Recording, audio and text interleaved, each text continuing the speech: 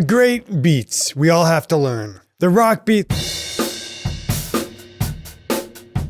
the halftime rock beat, the shuffle, the halftime shuffle, the hip-hop shuffle,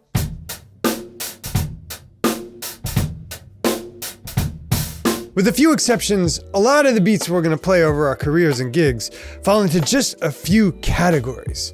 But you know what can happen? It can get boring. Playing the same beat, song after song, night after night, dying inside wondering, is there anything we can do to make this beat more interesting? And I'm not talking about playing busy fills or otherwise unmusical stuff. Today, drummers of the internet, I'm giving you 5 tips to musically improve those common rock, shuffle, etc. bread and butter beats we all play. Make them more interesting, add a little texture without getting you fired or even hopefully dirty looks from the guitar player. Stay tuned.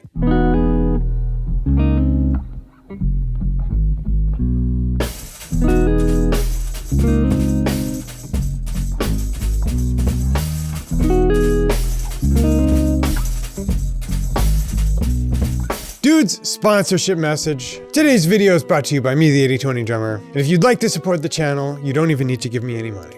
All you need to do is help yourself by getting the free transcription to all the beats in this lesson. Just click the link below the player and you can download that for free. Okay, the first way you can take seemingly mundane beats of any genre and improve them is by varying your open hats.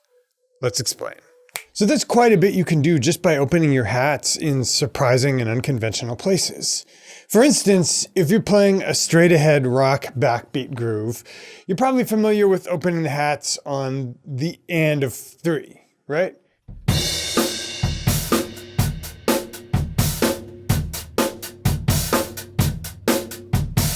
But check out what you can do without changing anything about your sticking or moving the lead hand around the drums, just by varying where you're opening the hats. 3, 4.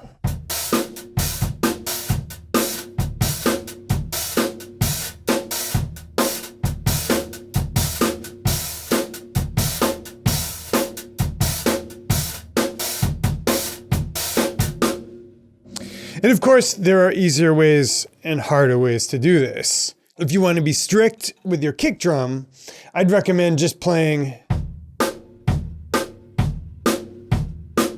keeping 8ths with the lead hand on the hats and improvising with where you put the phrase with the open hats. So you can even do a grid thing where you like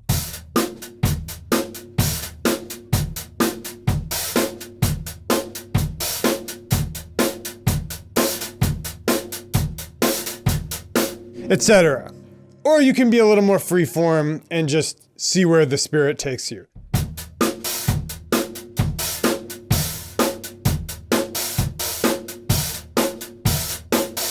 Because we said these hacks will improve any beat, let's look at a different type of beat. Let's look at kind of a hip-hop shuffle.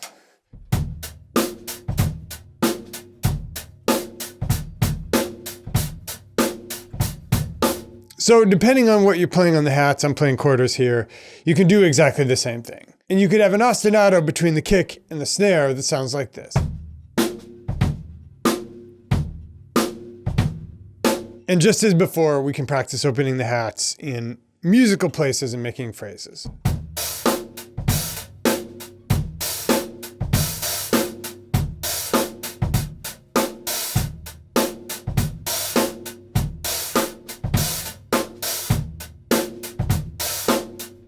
We'll get into more of that when we talk about more advanced ways to vary the beat, but that's a great one to keep in mind when you're starting out.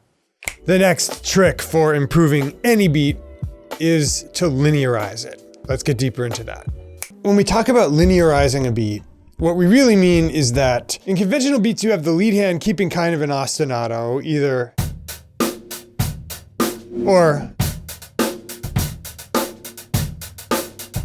or even. And in linear drumming, we're not doing that. We're allowing the hands to play much more of a rudimental pattern, but in a musical way that ends on a backbeat.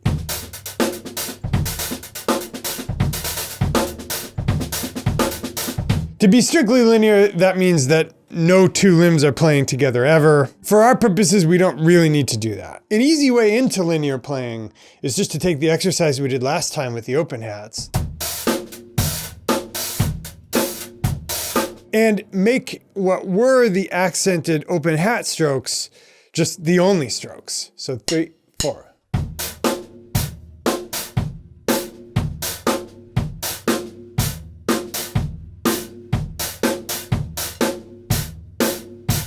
So it's not fully linear, but you're starting to get into that vocabulary. So you can keep this ostinato, and you can start to improvise around it. It's kind of an independence exercise too.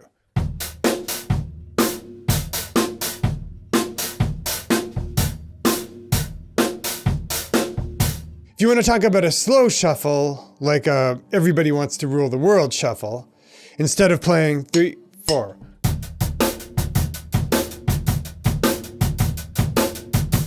which sounds great, that's a non-linear beat. You could play something like 3, 4.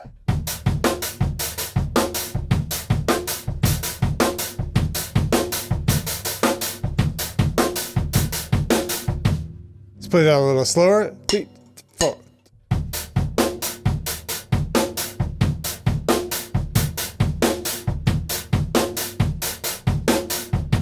And if we speed that up again to our hip hop shuffle, our kind of new jack type of beat, a really interesting thing to do here that works really well, because most drums come out of New Orleans, there's a history there, is to use clave or clave-ish patterns. Like If I Ever Lose My Faith in You. And even though Vinny plays quarters on that, the implied accent pattern is this. 3, 4.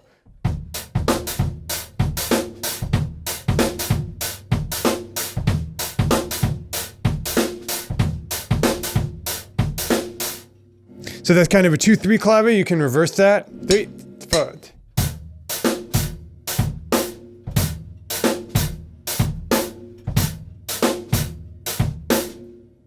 If you're a little more advanced, you can work ghost notes into this and make those linear too. 3, 4.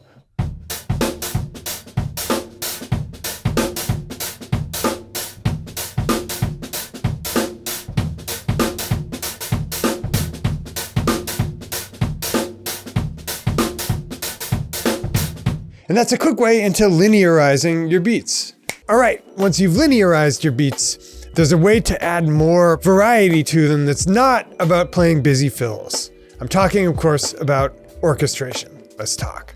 So, once you've linearized your beats and you've learned to play ghost notes with them, let's do that 10 Summoner's Tales thing again. 3, 4.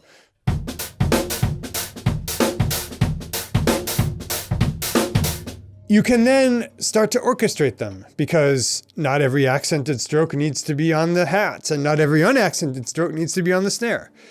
So let's think of something cool we could do with 10 Summoner's Tales.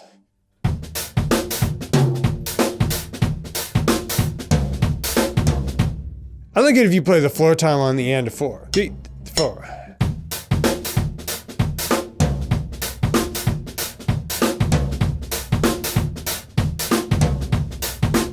But there are a lot of other things you can do, like 3, 4.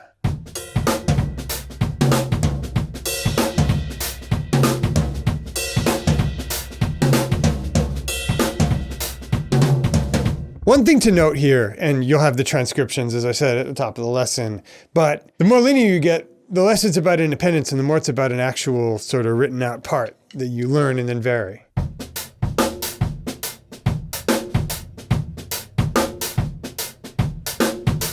And it's intricate, right? You see me doing tap strokes and then accented strokes, kind of like drumline almost. Let's go back to our straight rock beat, because we want to make sure this is for all beats. So 2 ways you can orchestrate rock beats. One is by taking that linearized thing.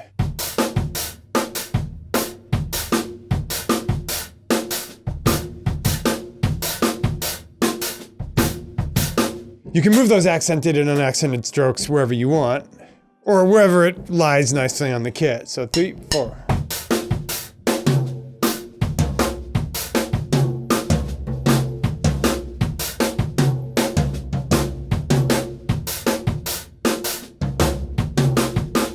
But the other way you can orchestrate in rock is just to ride on the floor tom. And experiment with moving your left hand around. And that doesn't have to be linear at all. So 3, 4.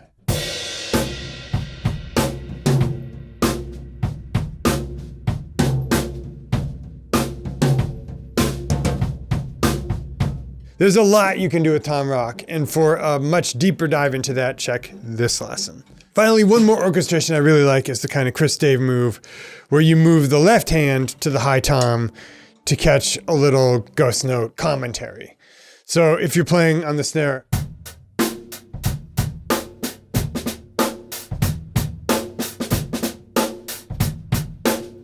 Chris will first of all have the tambourine, or he'll be playing on something else, a stack. But he'll move the left hand to the tom for that kind of commentary. So it'll sound like 3, 4.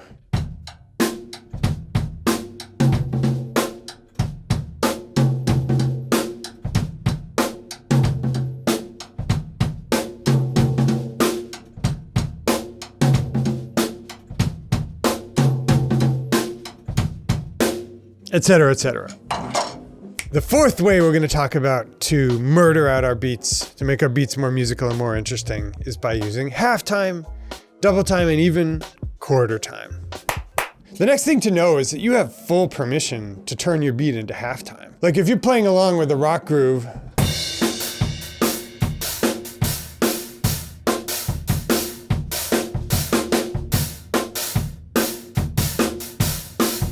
you can make that halftime just by having the frequency at which the snare rim shot occurs. 3, 4.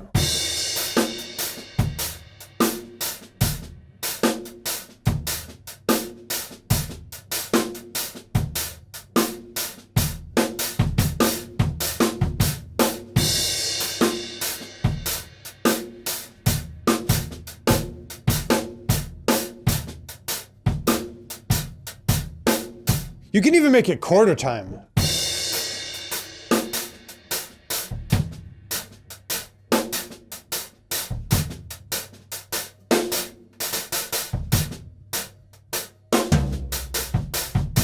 So don't be afraid to play around with that. With the shuffle, of course,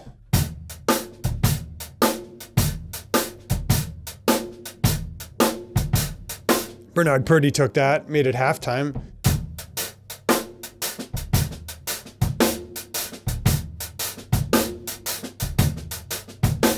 You can take the hip hop shuffle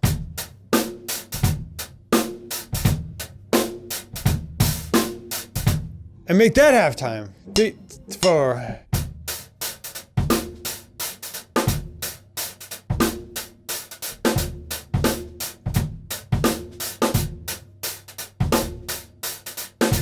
A great place to do that might be in a chorus or during a solo, but there's a lot there. Just think about, what if I could halftime this? What if I could quarter time this? So that's another interesting way to change up your beats. So dudes, there's one more trick I'm going to show you to murder out your conventional beats. But before we do that, just a reminder, today's video is brought to you by me, the 80/20 Drummer. And if you'd like to support the channel, you can do that by supporting yourself. Get the free transcription down below. Just click the link and enter your email address in on the next page. We'll send you the transcription of all of the beats in this lesson, so you have that resource, you don't have to transcribe them yourself. Okay, our fifth and final trick to make your beats more interesting is texture. So there are a number of ways to vary the texture, and the most conventional is just moving the lead hand to the ride cymbal.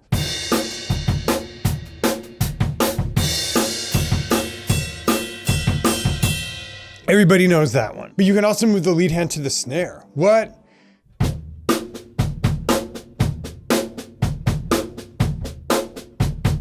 You can move the ghost notes of the rim shot hand to the hats.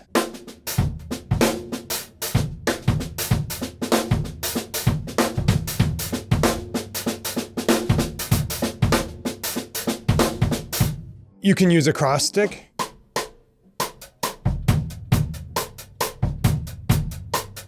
But you can use a cross stick with your lead hand on the snare. 3, 4.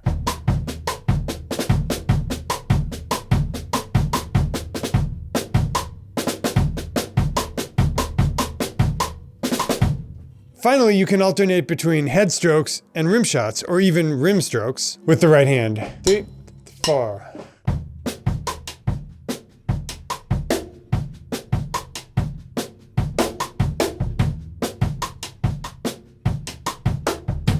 Work the hats back into that.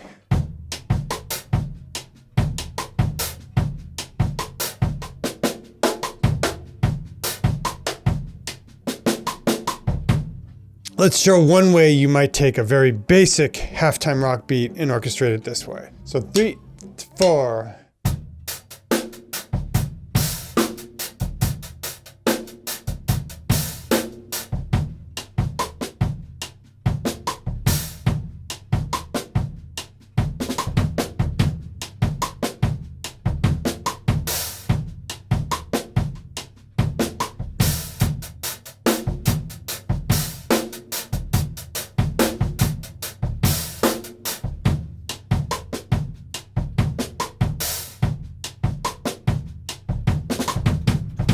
Obviously, that's just scratching the surface. But hopefully those 5 tools will help you take your own beats and open them up a little and make them more interesting. Anyway, that's how you get the gig. So guys, I hope you enjoyed that one. I always enjoy making them. We'll see you again real soon, right here on another Lesson of the Week.